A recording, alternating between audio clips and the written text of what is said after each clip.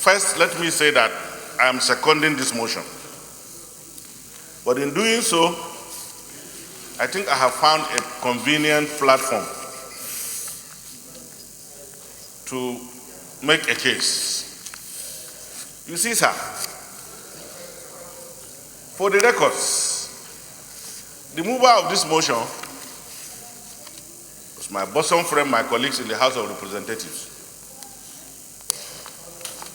Way back in 2007 or thereabout.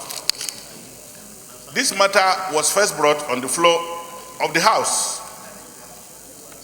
And I remember vividly that I said this country has a responsibility to take decisive action where action of people appear to be clearly criminal. And my reasons then were, if you kidnap and collect money, and you say you are doing that on behalf of a movement, and then when you collect the money, instead of building school or hospital or something with it, you pocket it, and you are still claiming to be fighting on behalf of some people, I say that is criminal, and that the people should be dealt with. As at that time, my brother and friend, Uchendu, was the chairman of the South-South caucus of the House of Representatives. He knew what happened. The entire South-South people came and said, for me to describe those kidnappers as criminal, that I'm insulting the Niger Delta. Little did they know that I was talking as a patriot. I wanted a decisive action against a people whose actions were clearly criminal. If we had taken action as at that time, and a decisive one, we will not have been in this mess today. I'm telling you, sir. You see, sir, the argument has always been a group of people coming together to claim to be fighting on behalf of some people. That has always been the argument. And the second argument has always been that Nigeria is a poor country, and therefore, because of unemployment, people get to criminality. With due respect, I beg to disagree. And I keep on saying that I have 1,001 reasons to give to show that ours is a system that is not ready to respect the laws of the land. Ours is a system where those charged with the responsibility to enforce the laws of the land have all of a sudden vindicated their responsibilities. And I give example of some countries that are around us, which I know are poor.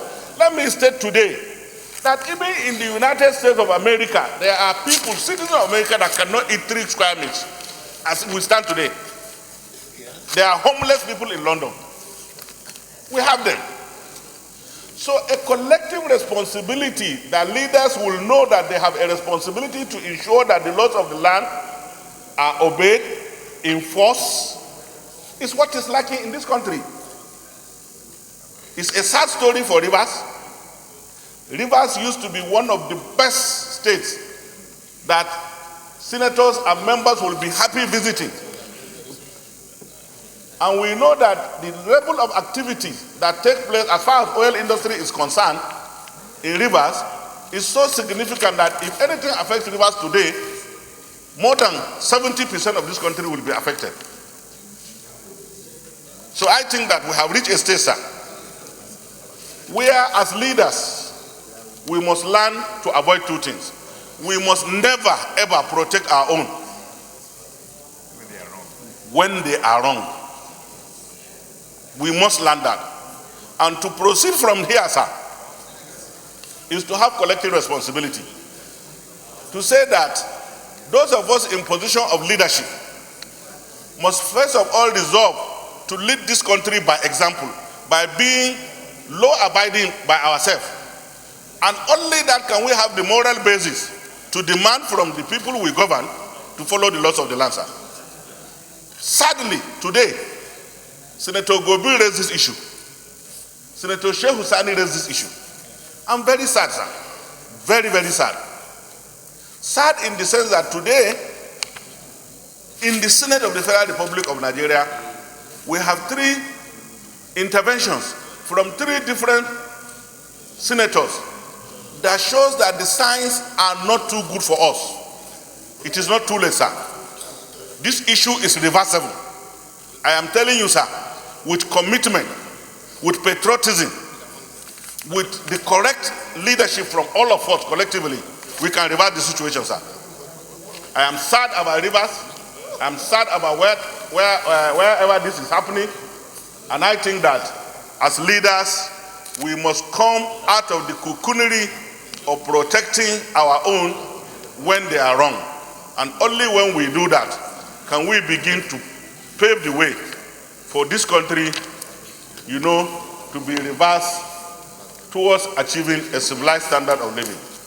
Once again, in conclusion, Mr. President, I second this motion, and I am in total agreement with the prayers of the motion, and my friendship will remain permanently and pensionably so with distinguished Senator Andrew Uchendu, that we have had a very long history of being together. And just to demonstrate, sir, what happened at that time, sir, I will seek for your permission to turn back and look at him and tell him what happened that time. Niger Delta is not part of Nigeria. Thank you very much. That is the joke, sir. Thank you very much. President, I am Senator Barrow Jibrin, I represent the Kano North. Mr. President, it's really sad. Sad in the sense that we all know that in 1999 through 2000, Rivers State used to be very, very peaceful. Very, very peaceful. A lovely state. But from 2000 upwards, there was this struggle for power.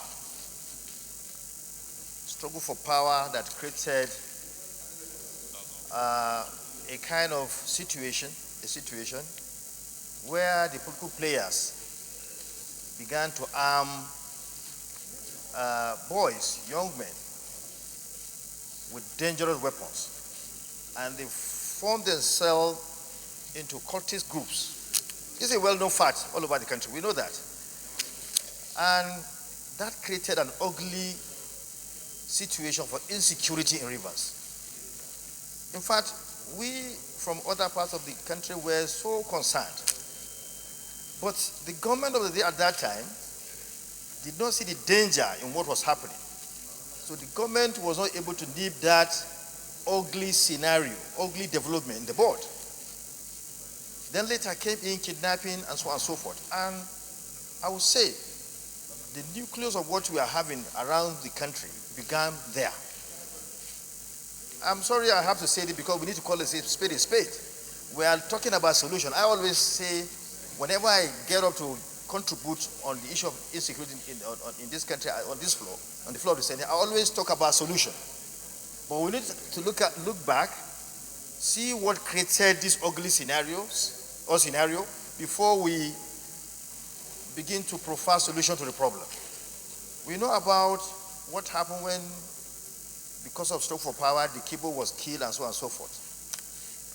And this ugly scenario, this situation, has been developing until it has come to the level it has become now. Now, what do we do?